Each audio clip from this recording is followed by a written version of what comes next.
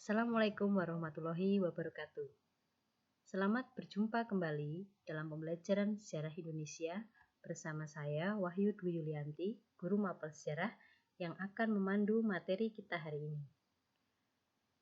Baik, pada kesempatan kali ini kita akan belajar kolonialisme Belanda di Indonesia.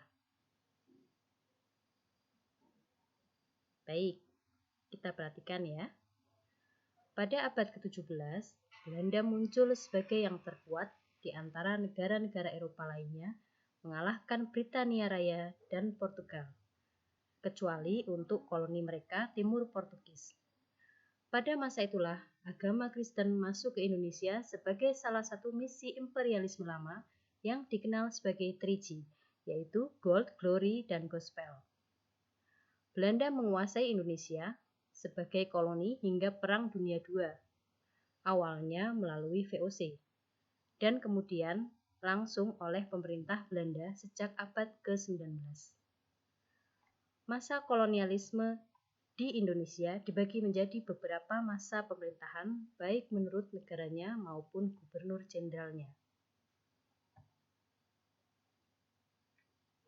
Baik, kita lihat dulu masa pemerintahan Daendels.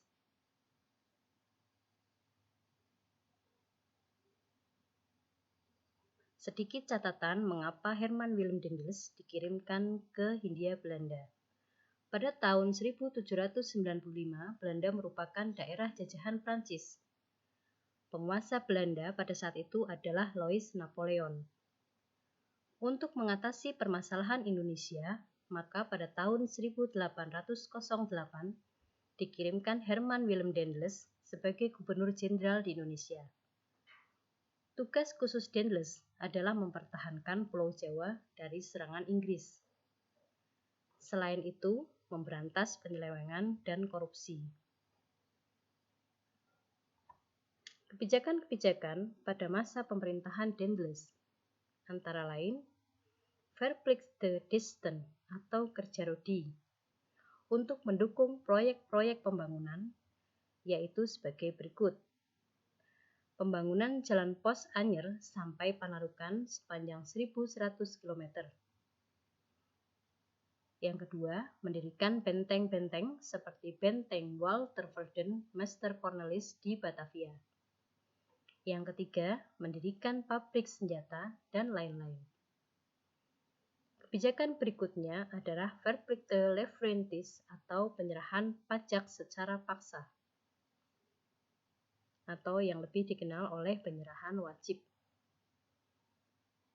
Berikutnya adalah penjualan tanah negara kepada swasta. Masa pemerintahan Daendels tidak berlangsung lama, hanya 3 tahun, dan kemudian diganti oleh Jan Willem Jansen.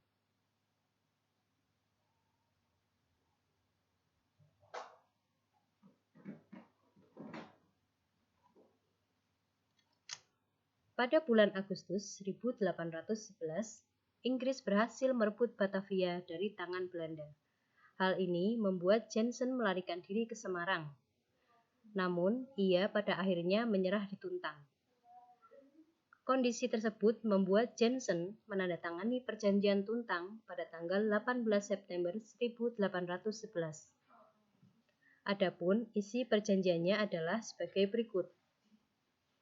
Yang pertama, seluruh kekuatan militer yang berada di Asia Tenggara harus diserahkan kepada Inggris. Yang kedua, utang pemerintah Belanda tidak diakui oleh Inggris. Yang ketiga, Pulau Jawa, Madura, dan semua pangkalan Belanda di luar Jawa menjadi wilayah kekuasaan Inggris. Untuk mengatur pemerintahan Inggris di Indonesia, maka mereka menugaskan Thomas Stamford Raffles. Baik, kita lihat kebijakan-kebijakan dari pemerintahan Raffles.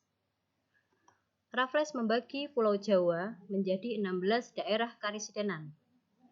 Hal itu dimaksudkan untuk memudahkan mengatur dan mengawasi Pulau Jawa. Raffles juga menghapus kerja rodi.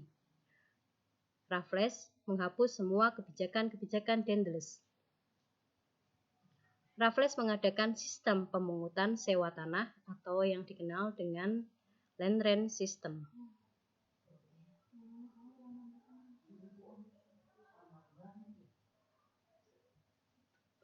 Masa pemerintahan Hindia Belanda.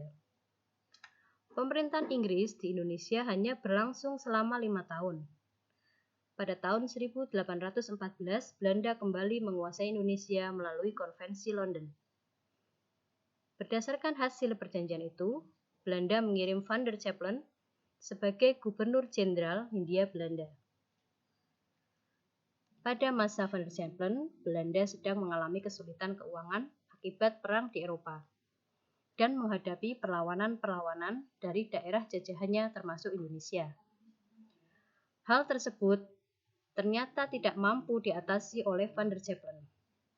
Maka pada tahun 1825 ia digantikan oleh De Boer de Gingstens. Masalah ini mulai dapat diatasi ketika Belanda mengirim Gubernur Jenderal Van den Bosch. Langkah Van den Bosch untuk mengatasi masalah keuangan adalah dengan melaksanakan sistem tanam paksa atau Kulturstelsel. Ketentuan-ketentuan pokok dari sistem ini tertera dalam Stadblad atau lembaran negara, yaitu antara lain 1. Pekerjaan yang diperlukan untuk menanam tanaman dagang tidak boleh melebihi pekerjaan yang diperlukan untuk menanam padi. Yang kedua, tanaman dagangan yang dihasilkan di tanah-tanah yang disediakan wajib diserahkan kepada pemerintah Hindia Belanda. Jika nilai hasil-hasil tanaman dagangan yang ditaksir itu melebihi pajak tanah yang harus dibayar rakyat, maka selisih positifnya harus diserahkan kepada rakyat. Yang ketiga, persetujuan-persetujuan akan diadakan dengan penduduk di mana mereka menyediakan sebagian dari tanahnya untuk penanaman tanaman dagang yang dapat dijual di pasaran Eropa. Coba kalian perhatikan, untuk aturan-aturan tersebut pada hakikatnya tidak memberatkan rakyat. Namun, pada pelaksanaannya sangat berbeda, sehingga menyebabkan penderitaan bagi rakyat karena terjadi banyak penyimpangan-penyimpangan. Sistem ini menimbulkan beberapa reaksi yang cukup keras. Salah satunya dari Edward Dewsdecker dalam bukunya Max Havelaar, yang mengungkapkan kekejaman, penindasan, dan pemerasan yang dilakukan Belanda dan Bupati Lebak Aryo Kartonatangara.